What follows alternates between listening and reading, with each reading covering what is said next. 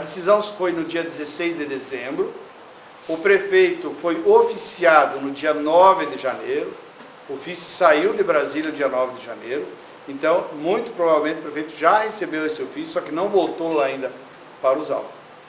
Vamos contar desde o começo o que é essa história para ficar bem claro para a gente saber quais são os limites e quais são as possibilidades disso. Desde o ano de 2000, desde 1960 e depois com várias mudanças ao longo desses anos, foi garantido a aposentadoria especial, um tempo reduzido, tá? Para quem atuava em atividades nocivas à saúde e atividades com risco de vida.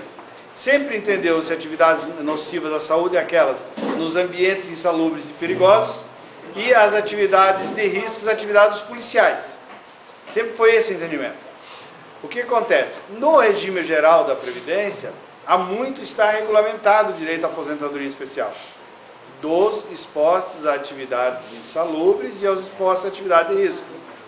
Dizendo o seguinte, tem um decreto federal lá, que é o decreto 3048, que é o regulamento da Lei Federal 8.213, que diz lá o seguinte, quem trabalha em tais condições tem direito à aposentadoria assim.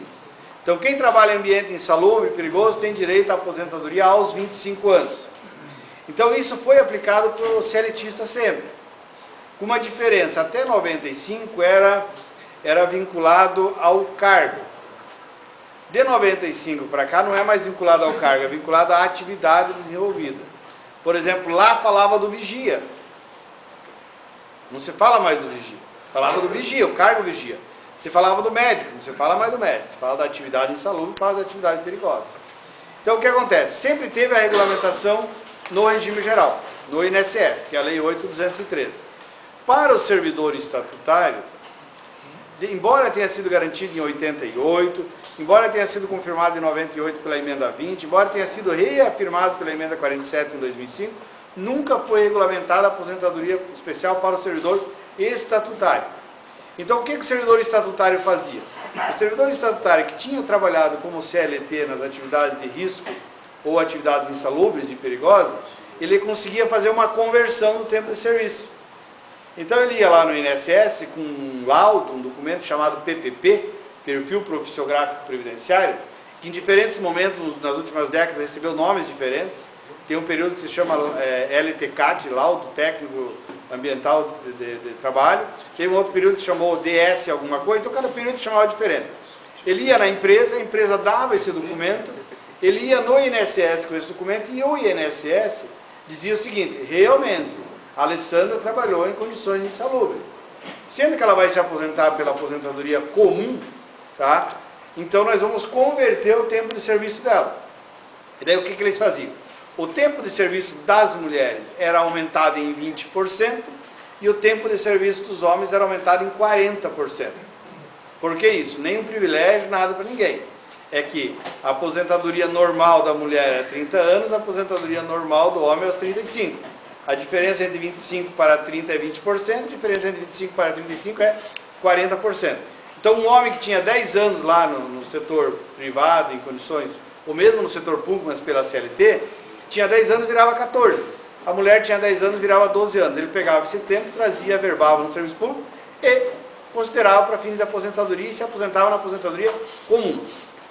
Não foi regulamentado isso e, em 2006, uma auxiliar de enfermagem do Distrito Federal entrou com um mandado de injunção. O que é um mandado de injunção? Mandado de injunção é uma ação que você entra no tribunal, então pode ser no Tribunal de Justiça ou no Supremo, tá? Qual a competência de cada um? Quando a competência para regulamentar é do Estado ou do município, entra no Tribunal de Justiça. Quando a competência para regulamentar é da União, você entra no Supremo Tribunal Federal. É uma ação judicial que está lá prevista na Constituição, que é para dizer o seguinte, já que o Congresso Nacional não regulamentou desde 88 para cá, diga ao Supremo Tribunal Federal que norma se aplica. E aí essa auxiliar de enfermagem entrou e ganhou e o Brasil inteiro começou a entrar.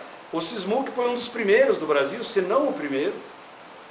O mandado de injunção foi entrar dizendo o seguinte, já que não houve a regulamentação no Congresso Nacional, nós queremos que se aplique aos servidores públicos a Lei Federal 8.213, o artigo 57.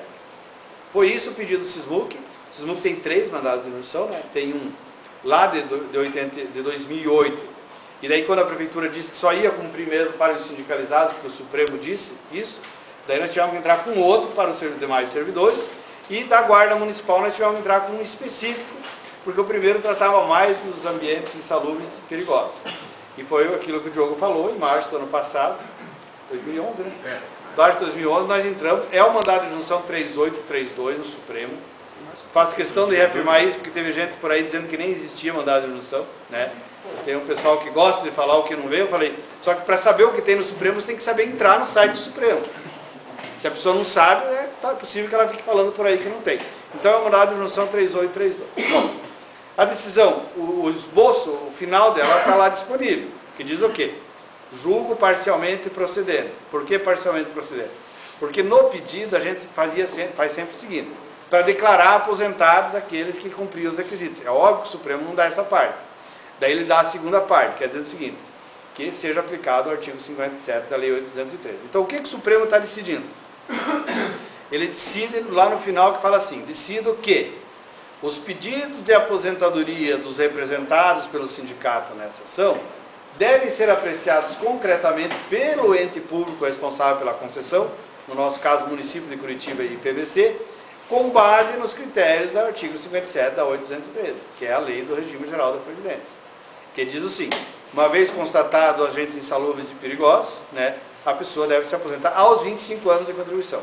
No caso de vocês, nós fomos além. Nós pedimos, e daí é isso que eu falei que tem que esperar a publicação, porque nós tratamos inclusive da Lei Complementar 51 no corpo do mandato. A Lei Complementar 51 é a lei que trata dos policiais. Porque se não for o artigo 57, então que seja a Lei Complementar 51. Porque o artigo 57 ele é mais benéfico. Ele diz 25 anos e pronto. Das polícias é um pouco diferente. Por exemplo, é 30 anos. Das polícias acaba ficando para o homem. Sendo que parte disso tem que ser ambiente perigoso, atividade de polícia. E no caso das mulheres não muda praticamente nada. Tá? Porque daí, lá está dizendo que é 30, deu uma polêmica grande. Teve gente que tinha se aposentado aqui no Estado, o Tribunal de Contas mandou voltar a trabalhar, depois foi uma... Aconteceu muito isso na Polícia Civil. Na Polícia Civil, aconteceu 2 anos atrás. Então, nós tratamos disso tudo. A gente precisa saber como que o Supremo tratou disso.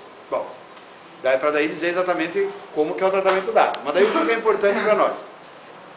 Importante para nós é dizer o seguinte, o nosso pedido, e do jeito que saiu do dispositivo, é a aposentadoria aos 25 anos, habitualmente exposto. O que muitos lugares as pessoas estão fazendo? Às vezes a pessoa não quer se aposentar pela regra da especial. Então eles estão conseguindo a transformação do tempo. Do jeito que era feito lá no INSS, se você tem direito à aposentadoria especial, é melhor então, às vezes para alguns é melhor converter o tempo, pode ser mais vantajoso. Por quê? Porque tem um problema aí. Né? E por isso que eu falei assim, a gente não quer ser vendedor de ilusões. Sou muito sincero nisso, porque eu acho que isso é muito ruim. Tá? A prefeitura está fazendo de tudo para não conceder as aposentadorias. Se for negado, como é o caso, vamos começar uma outra briga. De repente vai ter que ir para a justiça discutindo isso.